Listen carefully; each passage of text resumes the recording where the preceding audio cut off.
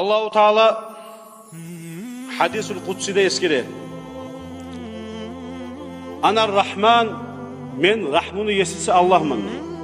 Halaktur rahma de bayta. Ve şakaktu laha isman de bayta min ismi.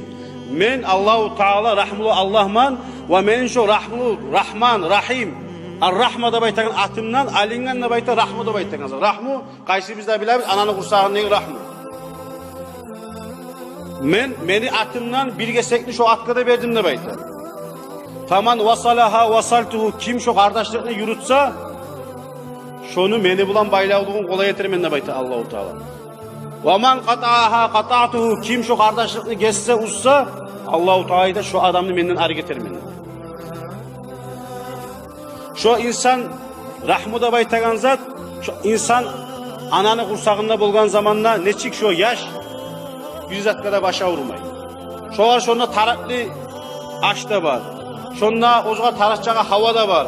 Şu var şunda işçilik de var.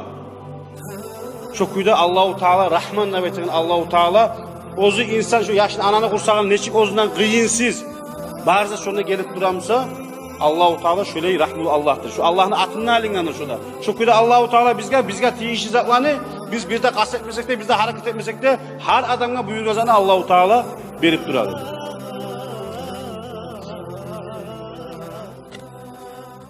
Dağda Peygamber sallallahu aleyhi ve sellem hadiste aytı. Rahmuda baytagan zat aşru tubunna kardeşlikte baytagan zat aşru tubunna ilingandır da bayta. Her geçede her günde tileydir de bayta Allah'tan. Ya Rab hey yesim Allah. Sil man vasalani fike. Allah'ım şu kardeşliğini yürütkallanı, şu beni tutup beni yürütkallanı Allah'ım seni bulan bek yuvat da baytıp tileydi geçede günna. Vakta man qata'ani fike hey yesim Allah. Şu beni kardeşliğini yeryüzünde yürütmakallanı Allah'ım senden hareket de baytı. Eğer de insan karamaga tarıp ozunu Allahu Teala suyagan kullardan mı tuğul ekeni bilmege suyamsa her adam ozunu yüreğine karamaga tarıp. İnsan Allahu Teala'ga yuvuk bolgan sayın şu insanın yüreğinden rahmusu bula.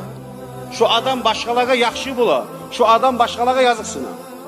İnsan Allahu Teala'nın arik bolgan sayaliga şu insanı to başka kardeşlerine yaman bet tutar. Şu adamını yüreği yaman mı? Şu adam zulmuçu bolar. O zaman adamlara, başka adamlara da arı söylep bulmaya mı şu adam? Eğer de şu ozu şöyle adamlardan durmuşsa, şu bilsin şu Allahu Teala ozunu sümegen ulardı kendi. Şu adam tez esnada tavuk edip nicaha bolamsa ozunu yüreğini alıştırmak atarı, şunun üstünde işlemek atarı. Peygamberimiz sallallahu aleyhi ve sellem aytkan. Bu kardeşlerin arasında köp bola, kobusu başka yat adamlar bir kurdaş bola. Ama ozunu kardeşlerin taşlığı harekete bere. Bunu o hasiyatı yaman, bunu bu hasiyatı yaman. Omaga olaya etti, bulaya etti de baktıp kardeşliğine biraz harekete bere gelir bula. Peygamberimiz sallallahu aleyhi ve sellem aytkan min şerrin nasis zul vechayni de bayta. İnsanların inne yamanları da bayta ekibetli adamlar. Allezî yati haulâi bivajin ve haulâi bivajin de bayta. Alay adamlar bulaga barıp bulaga yakşaklı bulamana bulaga söyle aru, yakşaklı bulamana bulaga söyle arasında sözünü yürütüp bitnedi. Şu adam insanların lapta yamanı da bayta. Şu lezzetlerden kardeşler bek saklanmak atarı.